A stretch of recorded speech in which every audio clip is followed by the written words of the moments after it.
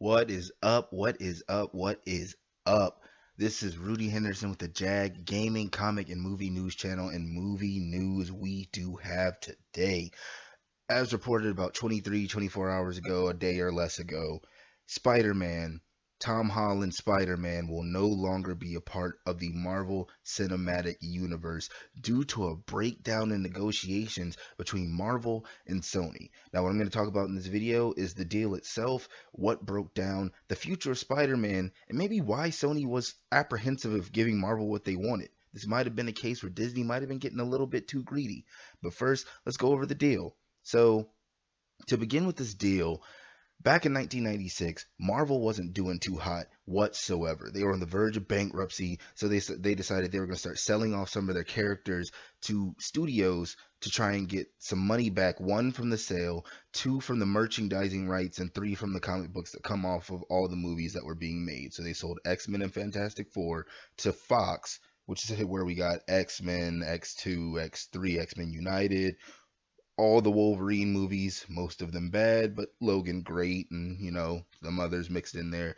And this X-Men First Class series of movies that ended in the awfully dreadful Dark Phoenix, with Disney reacquiring Fox and the rights to X-Men and Fantastic Four. There will be more on that later. Then they sold Spider-Man to Sony. Now this was interesting because Sony then came out and they made Spider-Man 1, Spider-Man 2, Spider-Man 3. Now the deal with Sony was that Sony had to produce movies every couple years to keep the rights to Spider-Man. So every about 2 years, back when they first started releasing, I believe in like 2001 to 2007 or 2003 to 2007 to be a little bit more accurate, they had to do it every 2 years to make sure that they could keep up with the terms of Marvel's deal. Now, what Marvel got was some money from merchandising and they could sell all the Spider-Man comics they wanted, but Sony was responsible for paying for any Spider-Man solo movies, and they got all the profit from those Spider-Man solo movies. So after Sony goes through some issues with their whole email leak situation that happened a few years back, Marvel swooped in and said, hey, you guys have a bad public opinion. We want to throw some money at you, give you a nice deal. Now, the structure of this deal that Marvel and Sony originally came up with was that Marvel would be able to incorporate Spider-Man in any of the Marvel cinematic movies, and that they would take the creative lead on any Spider-Man solo movies, but Sony would be solely responsible for paying for those Spider-Man solo movies. Sony got 95% of the profit from the Spider-Man solo movies. 5% of that profit that Marvel got was from the first day of release. So after the first weekend, after the first day of release, the rest of that profit belonged to Sony. That's important here.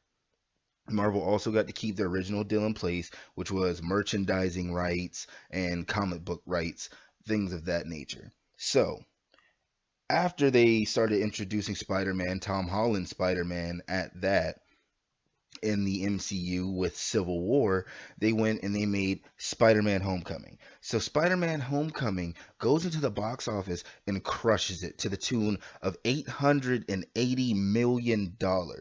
Huge, huge. That's the fifth highest grossing Sony movie of all time. And I'm going to put up a list of the Sony movies probably a little bit later in this video to make another point. That is the fifth highest grossing movie that Sony has of all time. So then they come back and they make the sequel. They make Spider-Man Far From Home, just released this past summer, a couple months back.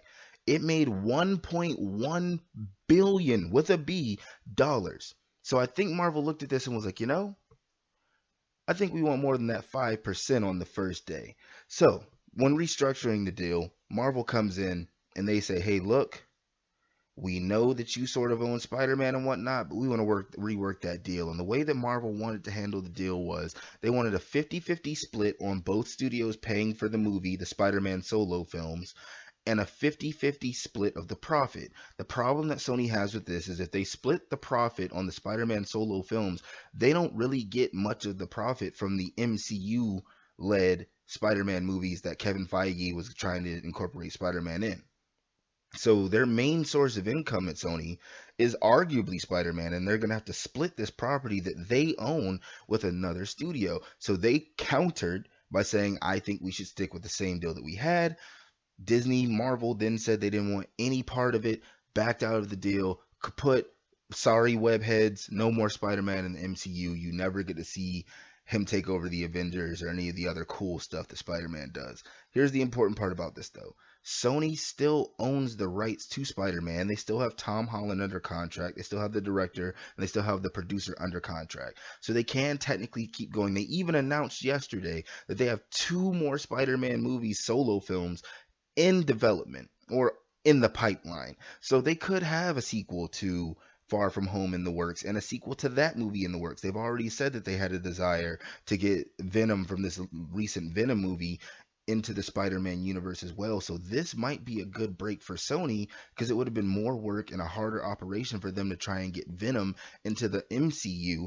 And now they don't have to do that anymore. Now they could just sort of introduce him any way they wanted with all the actors that they already have on payroll and whatnot.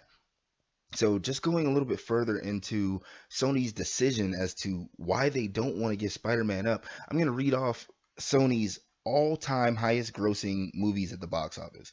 Number one, James Bond Skyfall with $1.11 billion. That is the highest grossing movie they have ever made at Sony.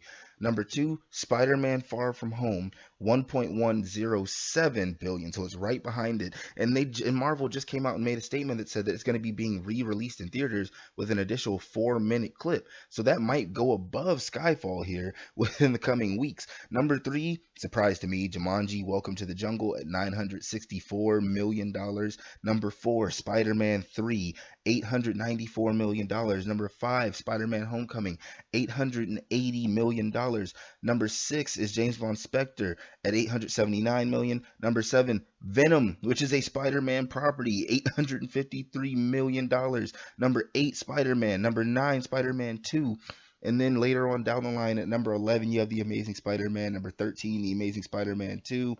And then they even had success with the animated movie Into the Spider-Verse. It won an Oscar. So you're telling me that out of the top 10 movies that Sony has made here in the last 20 years or so, not even the 20 years, this is all time, out of the top 10 movies that they've ever made, one, two, three, four, five, six of their top 10 movies are Spider-Man or Spider-Man affiliated.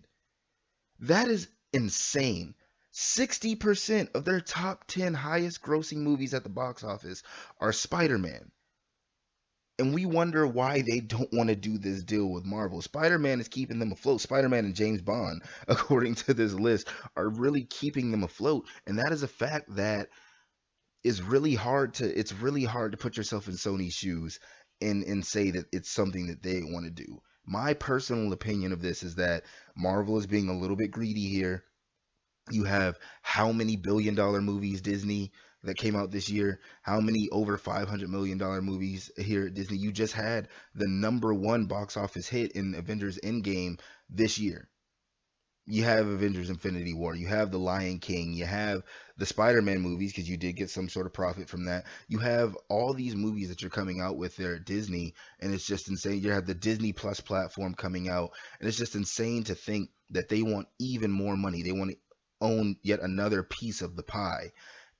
So I could see Sony's point of view. I can sort of see Marvel's point of view. I think they're being a little bit greedy, but at the end of the day, hurts the fans. This hurts all of us that really love Spider-Man and Spider-Man property. We might never get to see Spider-Man and Deadpool be together. And we know that that's a tremendous comic book. Those are two tremendous characters that people would have loved to see get together. We won't get to see Spider-Man become the leader of the Young Avengers as he's supposed to do. There's a lot of things that we won't get to see Peter Parker, Spider-Man do because these two could not come to an agreement over cash.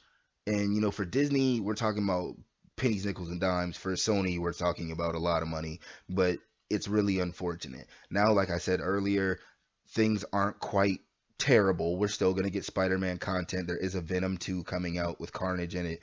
They said they have two more Spider-Man movies in development in the Far From Home vein. We're probably going to get some sort of Venom Spider-Man crossover coming from Sony. So there are some things that are very good about this situation. But all in all, it's very disappointing. Makes me very sad. Terrible news. Does this hurt the MCU going into Phase 4? They're sort of relying on some secondary characters here going into Phase 4 and characters that people don't talk about. It would have been really nice for them to have that one grade A top class hero and Spider-Man being a reoccurring figure coming through the movies, but now they don't have that. And don't get me wrong, Marvel's on a roll right now. It's like everything they touches turns to gold, but I still think it'll hurt at least a little bit. Another point of contention that Sony wanted to bring up, because Kevin Feige, the man in charge over there at Marvel, had his hand in some development of the Venom movies and the Spider-Man movies that had just come out. They said that his workload is actually concerning with the Disney Plus shows coming out, with all of Phase 4, with him acquiring X-Men and Fantastic Four. He's so spread thin that they don't think he would have been able to do good quality work on their properties. It was time, in their opinion, for them to split anyways. But either way, guys, I want to know what your opinion is. Like I told you, I'm very sad about it. I don't think this is good for moviegoers or comic book fans. For Sony, it's probably a good business decision, but I don't think it's good for us, as in the fans. But what is your opinion? Is it bad for the fans? Good for the fans? Are you still going to go see the Sony supported Spider-Man movies? Are you upset with Disney? Who do you think should fold? Should anyone fold? Let me know in the comment section below and I'll get back to you. Also, if you want, leave your favorite Spider-Man movie below. My favorite, I would actually have to say, as of right now, is probably Far From Home. I really like Jake Gyllenhaal. I really love Tom Holland. Far From Home is probably my favorite. But either way, thanks for supporting. Click that subscribe button, hit that like button, and ring that bell so you know when I have more content coming out. And as always, my friends, keep it sexy.